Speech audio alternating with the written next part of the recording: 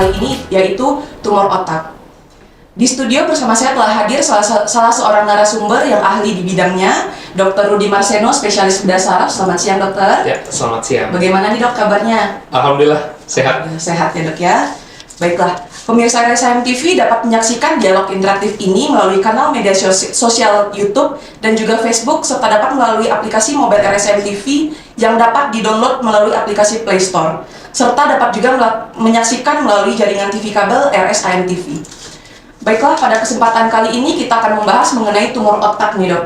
Mungkin sebagian besar masyarakat banyak yang kurang familiar ataupun justru sudah ada yang tahu ya dok ya dengan tumor otak itu sendiri.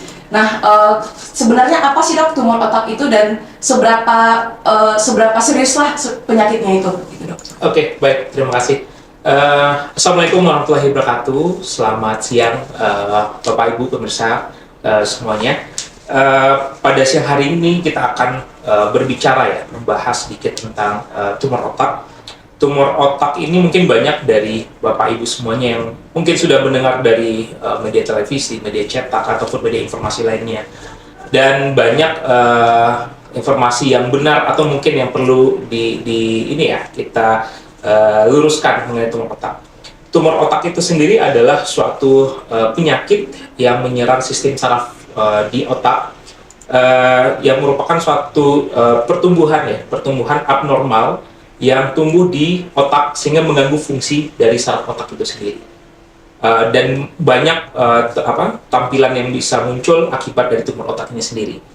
Seberapa seriusnya tergantung, karena tumor otak sendiri sama seperti penyakit lainnya, dia bisa kategorinya jinak, bisa ganas, sehingga tingkat keseriusan dari penyakit ini tergantung bagaimana temuan yang kita dapatkan dari tumor otak sendiri. Berarti untuk tumor otak itu sendiri belum pasti ganas ya dok ya, bisa jinak ataupun belum ganas? Benar. Tumor itu adalah setiap sesuatu yang abnormal, yang tumbuh secara abnormal itu sudah bisa disebut dengan tumor. Jadi dia bisa bersifat jinak atau bisa bersifat ganas. Jadi belum tentu tumor otak itu adalah ganas, enggak selalu. Selalu ganas ya dok ya, bisa jadi jinak berarti ya dok ya? Iya, bisa. Oke. Sebelumnya untuk pemirsa RSIM TV di rumah dapat mengajukan pertanyaan melalui nomor telepon di 0823 9261 4897 ataupun dapat juga melalui kolom komentar di live YouTube dan juga live Facebook RSIM TV. Baik, jadi selanjutnya nih dok, untuk tumor otak itu sendiri gimana sih dok gejala-gejalanya dok? Kapan kita bisa mendiagnosis ataupun memikirkan itu adalah suatu tumor otak gitu dok? Oke, baik. Tumor otak itu memiliki gejala yang sangat beragam, tergantung tumornya itu tumbuhnya di bagian mana dari otak, ya. Tapi gejala secara umum itu adalah pasien akan sering mengeluhkan nyeri kepala yang hampir timbul setiap hari tanpa ada pencetus yang signifikan. Contohnya, kalau misalnya kita nih kurang tidur ya, atau terlambat tidur malam hari, paginya sakit kepala. Nah, kalau tumor otak enggak, mau kita tidurnya cukup, tetap sakit kepala. Tidak ada penyebab pencetus yang lainnya gitu. Terus dia mengeluhkan nyeri kepala hampir setiap hari. Mungkin awalnya sakit kepalanya bisa dengan istirahat aja hilang. Tapi kok lambat laun sakit kepalanya itu makin parah. Bisa kualitasnya yang makin berat atau frekuensinya makin sering. Nah, itu kalau sudah terjadi seperti itu, kita perlu mengkhawatirkan, oh ini ada apa, gitu ya.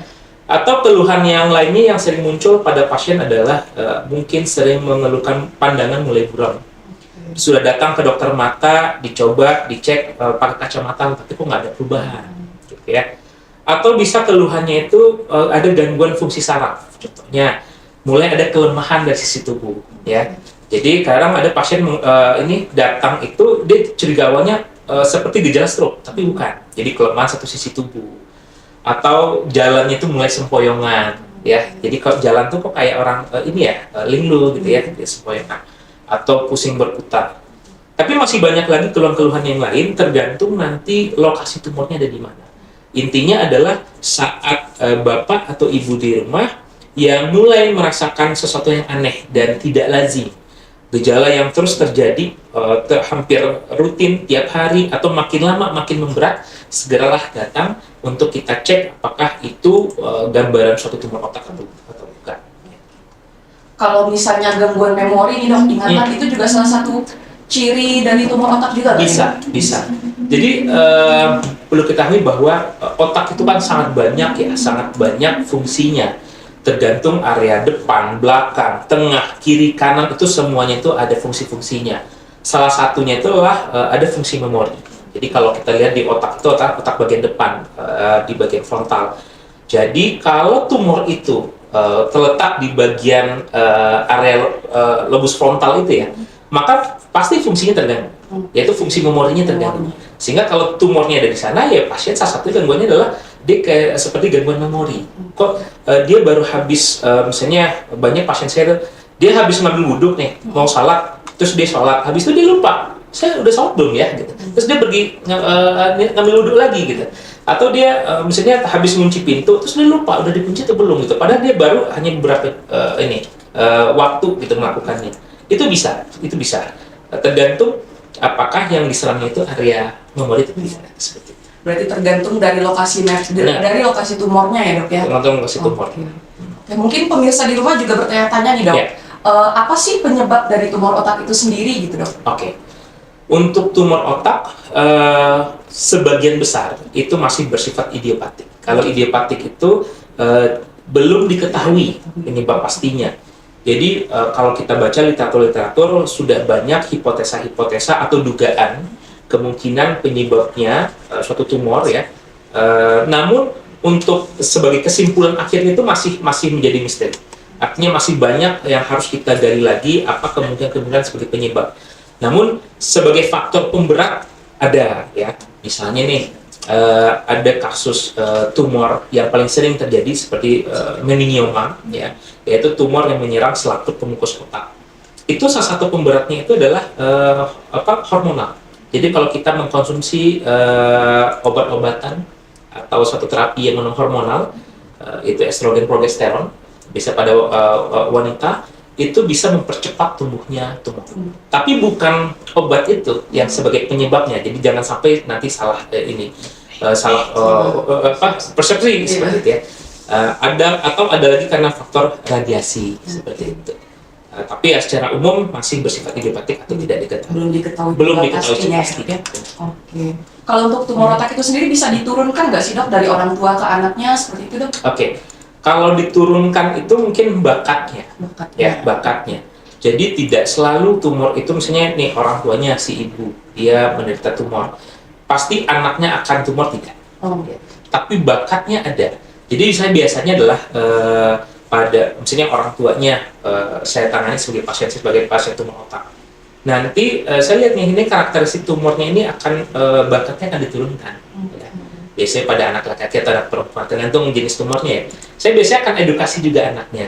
Jadi saya akan edukasi biasanya kalau nanti ada keluhan sering-sering sakit kepala tanpa ada penyebab yang jelas, mulai mata buram tanpa dengan kacamata nggak terkoreksi, atau ada keluhan yang lain yang agak mencurigakan, saya akan minta untuk dia segera coba konsultasi ke dokter saraf atau ke bedah saraf nanti untuk kita lakukan screening.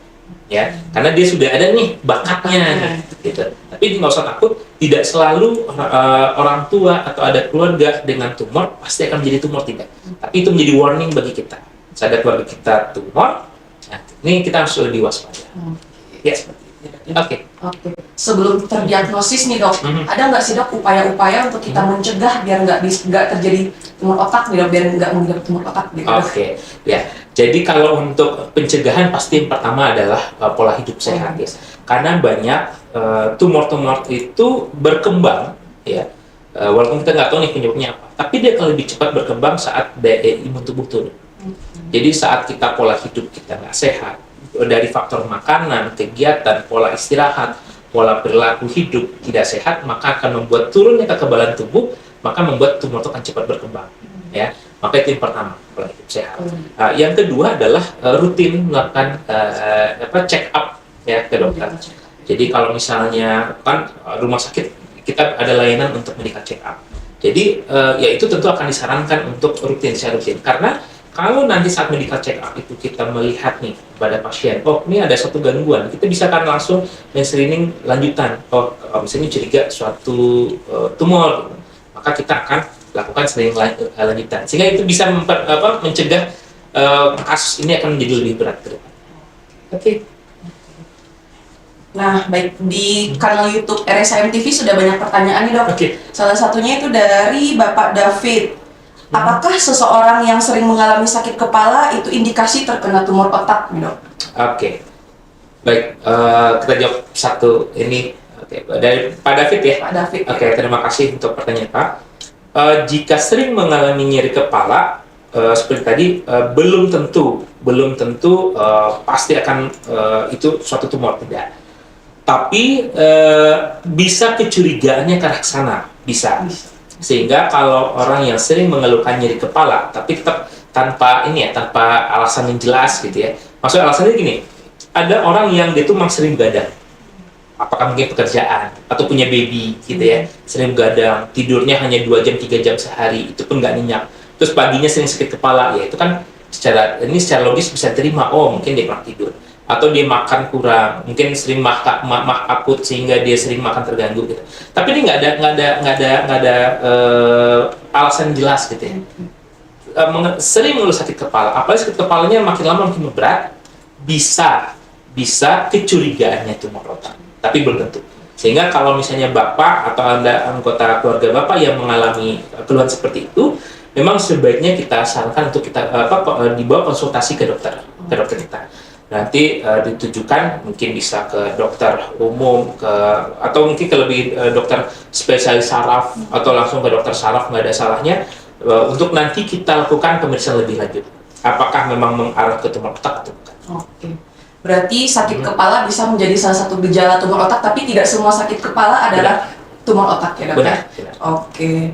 Kalau misalnya nih, Dok, udah didiagnosis sama dokter Rudi terkena tumor otak, itu apa sih, Dok, tata laksana selanjutnya yang harus dilakukan gitu? Oke. Jadi kalau misalnya memang sudah terdiagnosis tumor otak, nanti kan kita akan diskusi dengan pasien. Jadi kan kita diskusikan ini tumornya, ini dampaknya ya. Biasanya lah penanganan tumor otak itu hampir sebagian besar memang adalah operasi. Memang operasi. Tapi nanti kita tidak semua tumor itu misalnya langsung operasi enggak, ya. Pasti kita akan menyesuaikan juga. Kita akan melihat kondisi pasien, ya, kondisi fisiknya, apakah memang layak untuk sebagai calon operasi atau tidak. Apakah operasi itu memang lebih baik dilakukan pada pasien atau tidak, ya. Karena kan pengobatan itu berdasarkan pertimbangan banyak hal gitu. Kalau lihat tumor otaknya sendiri memang secara literatur sebagian besar itulah operasi. Tapi nanti tenang aja, kita pasti akan lihat kondisi dulu, diskusi antara dokter dengan pasien dulu, sehingga nanti baru bisa kita tentukan ya bagaimana penanganan selanjutnya. Bisa operasi dilanjutkan dengan kemo atau radioterapi tergantung nanti dengan profil tumor. Tergantung dari profil tumornya berarti ya. Oke, bagi pemirsa di rumah yang ingin mengajukan pertanyaan bisa melalui nomor telepon interaktif kami di 082392614897 ataupun dapat melalui kolom komentar di live YouTube dan juga live Facebook RSIM TV. Oke, Dok, bagi penderita yang tidak mau operasi nih, Dok, ada nggak sih, Dok, alternatif lain gitu, Dok, yang takut nih melakukan operasi gitu, Dok? Oke, baik. Untuk Bapak Ibu ya, rekan-rekan yang mungkin sudah terdiagnosa dengan tumor otak namun takut operasi, mungkin satu hal yang perlu saya sampaikan bahwa seperti yang sampai tadi, hampir sebagian besar tumor otak itu membutuhkan tindakan operasi ya. Tindakan operasi itu tujuannya satu, kalau istilah kita tuh cytoreduction. Jadi kita memperkecil ukuran tumornya dulu. Syukur-syukur kita bisa mengangkat seluruh tumornya. Tapi biasanya prinsip awal itulah kita kecilkan dulu tumornya. Jadi agar keluhan atau kerusakan saraf yang ditimbulkannya itu bisa minimal, bisa berkurang. Itu akan memperbaiki kualitas hidup, gitu ya. Nah, kemudian tujuan untuk operasi kedua adalah untuk bisa tahu profil tumor itu apa, jinak atau ganas, ya. Sehingga kalau tidak kita tahu itu profilnya apa, kita nggak tahu sebenarnya ini penanganan yang paling tepat buat tumornya apa. Gitu. Mungkin banyak Bapak Ibu tahu, oh kan Dok bisa diradiasi, bisa minum obat gitu ya. Tidak semua tumor itu sensitif untuk diradiasi ataupun minum obat. Sehingga memang perlu kita tahu profilnya itu apa. Ya. Jadi bagi yang belum siap untuk dioperasi, ya sebenarnya adalah penanganannya ya terapi konservatif. Konservatif itu ya mungkin kita bisa memberikan sementara obat-obatan untuk mengontrol atau mengendalikan ya, atau sedikit ngerem dari lajunya tumor. Ya. Dan itu sebenarnya tidak menggantikan penanganan secara definitif, tidak. Tapi itu mungkin hanya untuk wasting time, mengulur waktu. Sampai nanti Bapak Ibu bisa mungkin menyiapkan mental, fisik untuk bisa dilakukan tindakan operasi. Karena memang kita tidak bisa memaksakan. Ya, banyak pasien-pasien saya nggak bilang, Pak, maaf saya masih belum siap untuk operasi. Itu kita nggak bisa paksakan. Ya, tapi ya yang jelas obat-obatan ataupun terapi konservatif itu tidak menangani tumornya, tidak mengatasi tumornya, tapi hanya untuk mengulur waktu bisa. Ya, tapi kalau kita tunggu jelek dulu kondisinya, nanti malahan operasi pun akan semakin besar resikonya. Ada pertanyaan masuk lagi nih dok, Oke. dari kolom komentar di YouTube dari Ibu Nel Elizabeth. Oke. Dok, bagaimana meredakan gejala sakit kepala yang ditimbulkan oleh tumor otak dengan orang yang menderita HNP cervical? Oke, baik. Baik, Ibu Nel ya, Iya. Ibu Nel Elizabeth. Terima kasih untuk pertanyaan Ibu. Kalau untuk mengendalikan rasa nyeri kepala dengan HNP cervical, itu memang sebenarnya yang bisa dilakukan adalah mengkonsumsi obat analgetik atau pereda nyeri. Ya.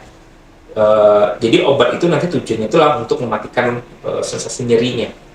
Sebenarnya kan nggak ada masalah gitu. Nyeri kepala, kemudian HNP cervical. Karena HNP cervical pun untuk mengendalikan nyerinya juga dengan menggunakan obat analgetik sama. Jadi ya bahkan kalau pada kasus seperti itu pasien mengkonsumsi obat analgetik atau pereda nyeri itu langsung tuh dua yang disasarnya. Satu untuk mengendalikan nyeri akibat tumornya, satu lagi untuk mengendalikan nyeri karena HNP cervicalnya. Namun memang cancer pain itulah nyeri yang diakibatkan oleh tumor itu biasanya lebih hebat daripada HNP cervical. Ya. Kalau HNP cervical itu biasanya dia akan memperberat nyerinya itu dengan gerakan. Biasanya terlalu banyak menunduk atau pergerakan kepala. Ya. Tapi kalau dia itu lebih rileks posisinya, rasa nyerinya bisa dikontrol. Beda kalau cancer pain, nyeri karena tumor otak. Itu bahkan tidak ada kegiatan pun, diam saja itu bisa nyeri. Bisa nyeri, ya. Jadi intinya kembali ke pertanyaan Bunda tadi, nggak ada masalah. Ya, jadi cara penanganannya adalah konsumsi obat analgetik dan tetap harus sesuai konsultasi dengan dokter. Karena jangan sampai mengkonsumsi obat sampai di luar kontrol oleh dokter, karena itu bisa nanti menyebabkan overdosis. Karena kan, seperti saya bilang tadi, nyerinya ini agak sulit dikendalikan.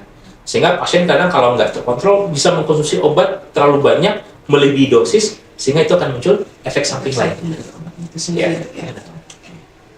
Oke. Terkait dengan tindakan pembedahan tadi nih dok, untuk angka keberhasilan dari pembedahan itu sendiri bagaimana sih dok? Apakah angka keberhasilan cukup besar atau bagaimana dok? Baik, angka keberhasilan pembedahan pada kasus tumor otak ini ada dipengaruhi beberapa faktor. Salah satunya adalah dari faktor pasien. Ya. Jika pasien datang dengan kondisi yang di mana masih tahap awal, tahap awal itu maksudnya belum kondisinya berat, imun tubuh masih bagus, kondisi fisik secara umum masih bagus, apalagi ya usianya juga belum yang terlalu lanjut, tidak ada penyakit penyerta, ya, itu hasilnya akan biasanya angka keberhasilan operasi akan baik, ya. Kemudian dari faktor tumornya, kalau pasien datang dengan kondisi tumor yang masih belum terlalu besar, ya, artinya ukuran itu masih ya masuk akal, masih kecil atau sedang gitu, belum sampai yang terlalu besar, belum sampai merembet kemana-mana. Ya, tentu angka keberhasilannya tinggi. Nah, kemudian ya tambah lagi dengan persiapan. Jadi kalau misalnya dari faktor fasilitasnya, kalau kita kan tidak semua rumah sakit itu memiliki fasilitas yang lengkap untuk tindakan pembedahan tumor. Jika fasilitasnya lengkap, tentu angka keberhasilannya akan semakin tinggi. Jadi ini ada beberapa faktor, baik dari faktor pasiennya, faktor penyakitnya, atau faktor dari fasilitas atau dokternya seperti itu. Oke, kalau misalnya tumornya udah diangkat nih dok, apakah ada kemungkinan untuk kambuh lagi atau gimana itu dok? Oke, untuk kemungkinan kambuh ada. Nanti satu ya, tergantung bagaimana tindakan operasi pembedahan sebelumnya. Pembedahan operasi itu kadang-kadang kan tidak bisa mengangkat seluruhnya, ya. Bisa mungkin tumornya itu terlalu lengket dengan pembuluh darah utama, sehingga kalau kita paksakan operasi bisa merobek pembuluh darahnya, atau terlalu lengket dengan jaringan otak yang sehat, sehingga kadang dokter memutuskan untuk operasinya itu mengambil semaksimal mungkin tapi tidak menghabiskan seluruhnya, itu bisa tumbuh lagi, ya. Atau bisa diangkat seluruhnya tapi tumor itu kategorinya mungkin bukan tumor jinak, ya, mungkin stadium 2, stadium 3, stadium 4, sehingga kemungkinan untuk tumbuh kembali itu besar. Tapi nggak usah khawatir, nanti tetap akan ada kita konsultasi dengan pasien, dengan dokter bedah saraf untuk penanganan. Oke dok, ada lagi nih dok pertanyaan masuk Iya. dari chat di YouTube ya dok ya, dari Ibu Utiniswa. Oke. Dok mau bertanya, anak saya umur 10 tahun mengidap penyakit tumor otak. Di PA hasilnya rhabdomyosarcoma. Apakah anak saya bisa sembuh? Atau pengobatannya dengan cara apa gitu dok? Oke, baik. Ibu Uti. Ibu Uti. Ya. Ibu Uti, baik. Terima kasih Bu Uti. Terima kasih untuk pertanyaannya. Untuk rhabdomyosarcoma itu memang kategori penyakitnya, tumornya bukan kategori jinak, memang. Ya, bukan kategori jinak. Tapi apakah bisa disembuhkan? Nah, jawabannya sangat banyak faktornya. Umumnya penyakit ini memang tidak maksudnya kita butuh usaha yang lebih untuk penyembuhannya, karena penyembuhannya ini nggak butuh waktu yang sebentar, ya, butuh proses yang cukup panjang, prosedur yang cukup panjang, ya, sehingga butuh kesabaran juga nih dari orang tuanya, sehingga nanti kalau pertanyaan apakah bisa disembuhkan, ya jawabannya adalah semua penyakit itu sebenarnya bisa, ya, semuanya bisa, tapi memang banyak faktor yang bisa mempengaruhi. Faktor dari pasiennya, ya, faktor respon obat, faktor tubuh merespon obatnya, kedisiplinan dalam pengobatan, seperti itu bisa mempengaruhi semuanya. Tapi yang jelas bisa atau tidak, yang kita harapkan adalah pasien harus tetap berpikir positif bahwa penyakit itu minimal kalaupun tidak disembuhkan, minimal dia bisa dikendalikan, gitu. Ya, target kita pada kasus tumor otak itu bukan sembuh dulu, tapi bagaimana kualitas hidupnya baik, seperti itu. Memperbaiki kualitas hidup pasien. Memperbaiki kualitas hidup pasien. Jadinya, apakah bisa sembuh? Mari kita pikirkan bisa sembuh, Bisa sembuh. gitu ya. Toh nanti hasil akhir pun masih banyak faktor-faktornya. Oke. Ada lagi dok pertanyaan dari Bapak Arvida Pepi, Bapak atau Ibu Arvida Pepi ini ya dok ya. Untuk obat-obatan yang diberikan secara terus-menerus pada penderita, pada pasien sesudah operasi tumor otak, itu apakah tidak berbahaya dok? Gitu. Karena mengkonsumsi obat terus-terusan kalau dari masyarakat kan justru takut dan berbahaya menurut masyarakat gitu ya dok ya. Gimana nih dok? Oke, baik. Terima kasih Ibu Arvida Pepi untuk pertanyaannya. Mungkin sebenarnya saya sebenarnya pengen nanya dulu, obatnya obat apa dulu? Ya, obatnya apa? Obat apa dulu? Apakah obatnya itu obat kemo atau obat penghilang rasa nyeri, seperti itu ya, tergantung obatnya Bu. Yang jelas memang tanpa obat tentu lebih baik daripada dengan obat, itu prinsipnya. Tetapi obat itu juga kadang-kadang harus dibutuhkan, ya. Jadi kalau kita pengobatan itu kita bisa menimbang Bu, mana lebih besar manfaat kita menggunakan obat atau resiko kita tidak menggunakan obat itu. Kalau Ibu nanya, apakah tidak berisiko dok kalau misalnya minum obat terus-menerus? Jawabannya tentu ada risiko dibandingkan tidak minum obat. Tapi kita lihat, kalau seandainya obat itu tidak diminum, mana lebih besar risikonya? Apakah resiko karena efek samping penggunaan obat jangka panjang, atau resiko yang ditimbulkan akibat tidak meminum obat itu? Nah, itu dulu, ya. Karena kalau pada kasus tumor otak, kadang memang dibutuhkan obat yang secara rutin diminum.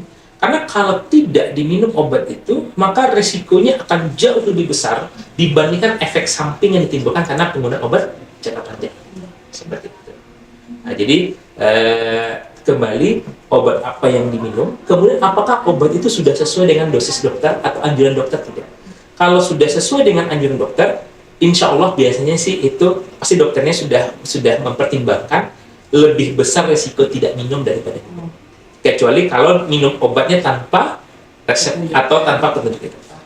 Berarti lebih besar manfaatnya ya dok ya untuk minum obat itu sendiri, tapi tetap dengan instruksi atau petunjuk dari dokter. Oke, selanjutnya nih dok, pertanyaan dari Bapak Yul Novaldi. Selain tindakan operasi, apa pilihan yang terbaik pada seorang yang divonis dengan tumor otak? Apakah bisa dilakukan radioterapi atau kemoterapi seperti itu dok? Oke, baik. Terima kasih Pak Yovaldi. Yovaldi. Yul Novaldi. Yul Novaldi. Oke, Bapak Yul kali ya. Iya. Saya nggak salah sebut nama. Oke, terima kasih Pak Yul untuk pertanyaannya. Pada pasien yang dengan tumor otak, penanganannya memang sebagian besar adalah tindakan operasi. Khusus untuk tumor otak, sebenarnya ada satu tumor di mana tidak perlu dilakukan tindakan operasi. Tapi itu kasusnya hanya satu jenis tumor dan kasusnya tidak terlalu sering. Itu biasanya bisa langsung dilakukan radioterapi. Tetapi kita harus pastikan dulu apakah jenis tumornya memang jenis itu atau tidak. Ya. Sedangkan lainnya itu membutuhkan tindakan operasi. Nah, apakah bisa dengan radioterapi atau kemoterapi? Jawabannya, kalau kita tidak tahu jenis tumornya apa, profil tumornya apa, kita tidak bisa langsung melakukan radioterapi atau kemoterapi. Seperti itu. Oke. Bagaimana tahunya jenis tumor atau profil tumor? Memang adalah dengan jalur operasi. Nah, tapi ada satu catatan seperti ini. Mungkin saya lupa untuk menyampaikan. Tumor otak itu tidak selalu primernya atau sumbernya berasal dari otak. Gitu ya. Nah, mungkin ini yang tadi dulu sampaikan, tidak semua tumor otak itu primernya atau asalnya berasal dari otak. Jadi ada tumor namanya tumor metastasis. Ya. Tumor metastasis itu adalah tumor yang berasal dari organ lain selain otak, yang menjalar, berpindah, bermetastasis ke otak. Gitu. Oke. Jadi kalau tumor seperti ini, atau kita menyebutnya di kedokteran tumor metastasis, maka tumor ini kalau memang terdiagnosa oleh dokter bedah saraf atau dokter saraf, tidak harus melakukan tindakan operasi untuk tumornya yang di otak, tidak. Kalau tumor asalnya itu sudah diketahui. Misal, kalau pada perempuan, tumor ini biasanya umumnya adalah pada pasien-pasien yang mengidap tumor di payudara, karsinoma mami, ya, CA-mami, gitu ya, atau kanker payudara, gitu. Atau berasal dari paru, ya, atau berasal dari rahim. Oke, kalau misalnya dari area itu si pasien sudah terdiagnosis mengidap penyakit itu, kemudian tiba-tiba ada keluhan di otak, dilakukan pemeriksaan oleh dokter bedah saraf, ternyata memang ada tumor otak, dan si dokter menduga bahwa tumor ini berasal dari si tumor awal, payudara atau dari rahim, maka tidak perlu lakukan tindakan operasi jika tumornya belum terlalu besar yang di kepala. Jadi kalau misalnya sudah terdiagnosa, bisa langsung melakukan radioterapi atau kemoterapi sesuai dengan profil tumor itu. Tapi dengan catatan, tumor yang di kepala tidak terlalu besar. Gitu. Oke. Tapi kalau misalnya tumornya belum terdiagnosa sama sekali, kita tidak menyarankan langsung ke kemoterapi atau radioterapi. Karena tidak semua tumor sensitif dengan radioterapi atau kemoterapi. Kalau langsung kita berikan, takutnya efek sampingnya dapat, tapi manfaatnya nggak dapat. Oke. Ya, semoga bisa menjawab pertanyaan dari Pak Yu. Ada lanjutan nih dok, pertanyaan dari Ibu Utiniswa tadi terkait anak beliau yang didiagnosis dengan rhabdomyosarcoma.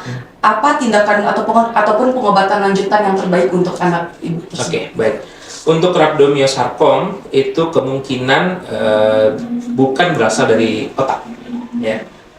Jadi baiknya konsultasi ke dokter anak, ya, untuk mengetahui sumbernya atau induknya. Tapi kalaupun itu ternyata primernya dari otak, maka tindakan lanjutannya, kalau memang ini sudah, berarti kalau rhabdomyosarkom berarti sudah tahu profilnya, ya, artinya sudah dilakukan pengecekan patologi anatomi, maka dilakukan tindakannya adalah radiokimoterapi.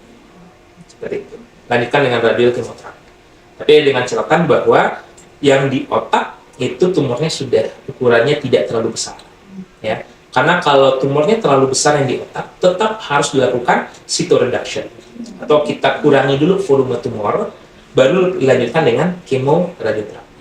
Karena kalau langsung dilakukan kemoradioterapi sedangkan tumornya masih besar, itu tidak akan efisien. Karena kemoradioterapi itu dia butuh waktu.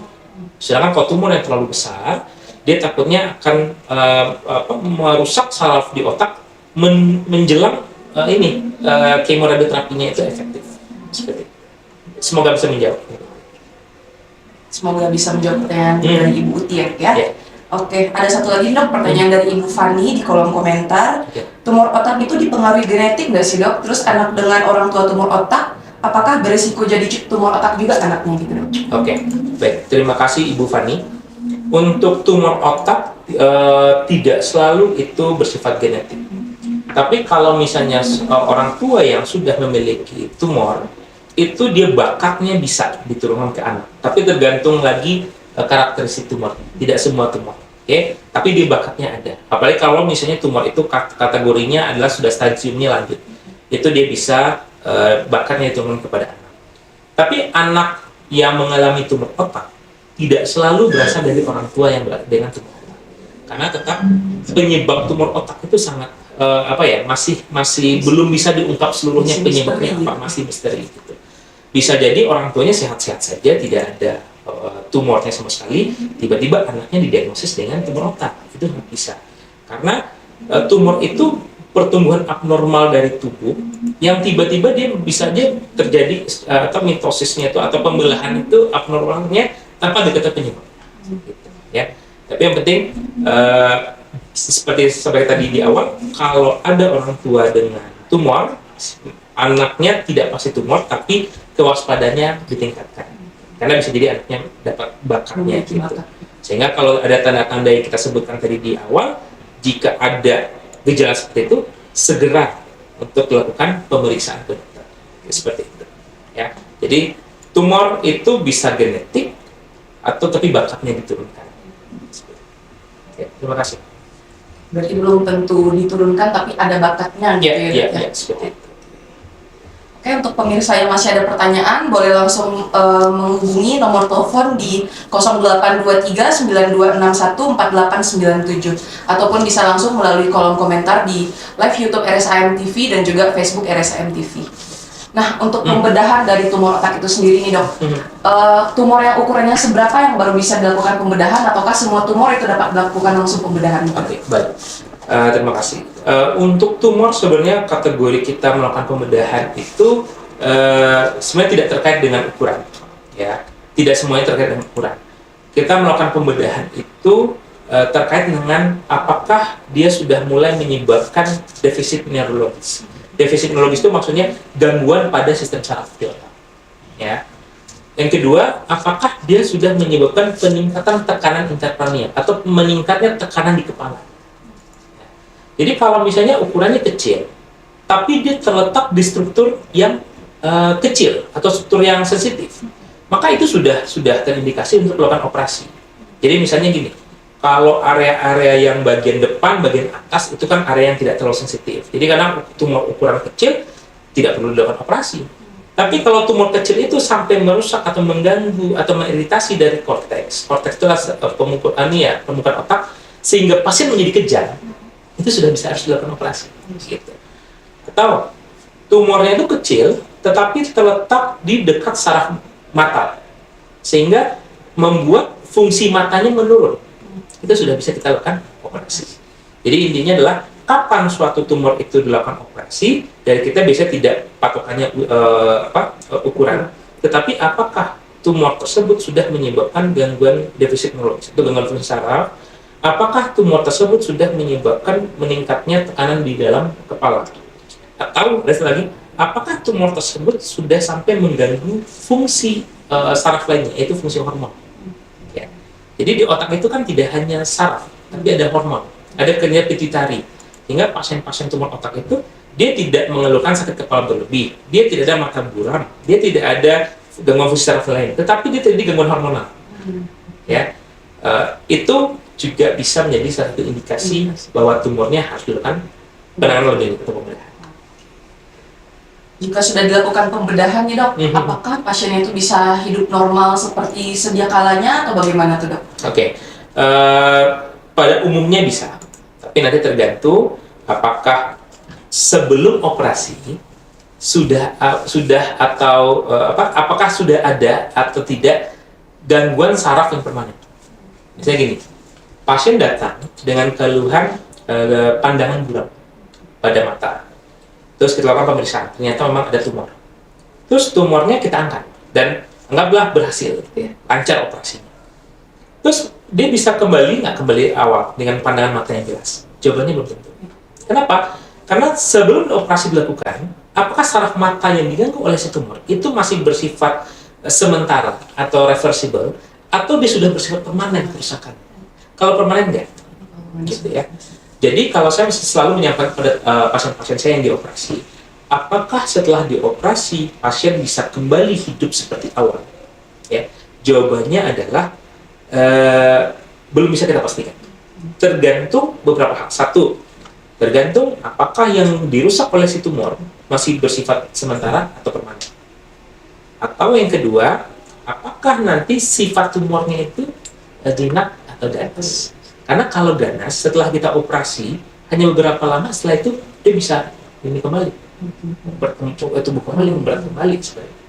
Ya, kemudian yang ketiga, ya kembali operasi itu sendiri kan kita kita tidak bisa memastikan 100% lancar semua. Nanti tergantung lagi bagaimana saat dilakukan tindakan operasi. Gitu. Dan saya sampaikan kepada pasien-pasien biasanya gini, operasi itu tujuannya bukan untuk memperbaiki apa yang sudah rusak. Tapi tujuan operasi itu adalah agar apa yang belum rusak untuk tidak ikut rusak. Artinya agar kerusakan yang terjadi tidak semakin bertambah. Ya syukur-syukur kalau apa yang terganggu sekarang nanti membaik setelah operasi. Itu bonus. Ya. Kalau misalnya udah dilakukan pembedahan nih dok, apakah selanjutnya pasien itu tetap harus dilakukan kemoterapi kah, atau radioterapi, atau bagaimana tuh, dok? Atau cukup dengan operasi saja gitu dok? Baik. Kalau setelah operasi itu kan kita biasanya lakukan pemeriksaan patologi anatomi. Ya, artinya kita pemeriksaan jaringan tumor. Jadi tumornya kita angkat, kemudian kita lakukan pemeriksaan untuk mengetahui profil. Kalau tumornya itu jenisnya jinak, ya, kita biasanya akan cukup dengan operasi, kemudian dilanjutkan dengan observasi. Ya, observasi saja. Biasanya observasi kita lakukan itu 1 bulan, 3 bulan, 6 bulan, dan 1 tahun. Ya. Tapi kalau hasilnya itu ternyata bukan kategori jinak, misalnya stadium 2, stadium 3, atau stadium lanjut, maka akan dilanjutkan dengan kemoterapi atau radioterapi sesuai dengan profil. Sesuai dengan profilnya. Jadi nanti kembali bagaimana temuan intraoperatif, temuan jaringan tumornya. Sehingga itu nanti akan kita diskusikan kepada pasien bahwa apapun nanti perkembangan tumornya, temuannya itu nanti akan menentukan langkah selanjutnya. Oke, sudah cukup banyak ya yang sudah dibahas oleh Dr. Rudi mengenai tumor otak. Bagi teman-teman, bagi pemirsa RSCM TV yang masih memiliki pertanyaan, mungkin bisa langsung tetap menghubungi nomor interaktif kami yang telah tertera di live YouTube ataupun live FB RSCM. Mungkin sebelum kita menutup acara kita pada siang hari ini, dok, ada closing statement dulu dari Dr. Rudi, dok, terkait dengan tumor otak ini sendiri, dok. Baik, terima kasih. Untuk Bapak, Ibu, rekan-rekan semuanya, tumor otak itu memang suatu penyakit yang bisa bersifat memberat, ya, atau menimbulkan kecacatan pada pasien. Tumor otak memang menimbulkan suatu masalah baik bagi pasien ataupun keluarga pasien. Membutuhkan penanganan yang mungkin tidak hanya sebentar, mungkin membutuhkan penanganan yang berkelanjutan. Namun, apapun penyakitnya, kita harus optimis untuk bisa sembuh dari penyakit itu. Minimal bahwa penyakit tersebut, kalaupun tidak sembuh, minimal kita bisa memiliki kualitas hidup yang lebih baik. Caranya adalah segera kenali tubuh kita, ya, apakah tubuh kita ini mengalami suatu gangguan yang tidak lazim, yang tidak logis, segeralah datang berkontrol ke dokter, konsultasi, ya. Bahwa dokter itu pasti juga nanti bisa gini, saya takut ke dokter karena nanti pasti disuruh operasi, enggak, ya. Apapun yang terjadi nanti pasti kita akan konsultasikan, kita akan berdiskusi setiap pilihan penanganan, pilihan terapi, pastikan kita konsultasikan untuk yang terbaik bagi pasien, ya. Jadi jangan takut untuk memeriksakan diri kepada dokter, karena nanti permasalahan akan kita diskusikan bersama-sama. Karena kalau kita tunggu penyakit itu berat baru datang ke dokter, maka kita pun nanti akan kesulitan untuk menanganinya. Jadi datanglah saat penyakit itu belum berat. Seperti itu. Oke, terima kasih banyak Dokter Rudi atas Oke. penjelasan dan ilmu yang sudah diberikan untuk kita pada siang hari ini. Semoga penjelasan yang telah disampaikan oleh Dokter Rudi tadi dapat bermanfaat bagi kita semua tentunya. Dan bagi pemirsa RSIM TV yang memiliki gejala seperti yang telah disampaikan oleh Dokter Rudi tadi, bisa langsung berkonsultasi ya Dok ya ke Ya. Dokter Rudi di RSHM tentunya, RSUD Dr. Ahmad Mukhtar ya Dok ya. Baiklah, saya beserta seluruh kru yang bertugas pada siang hari ini mohon pamit undur diri. Sampai jumpa di segmen dialog interaktif berikutnya. Assalamualaikum warahmatullahi wabarakatuh. Terima kasih banyak dokter. Oke, ya, terima kasih.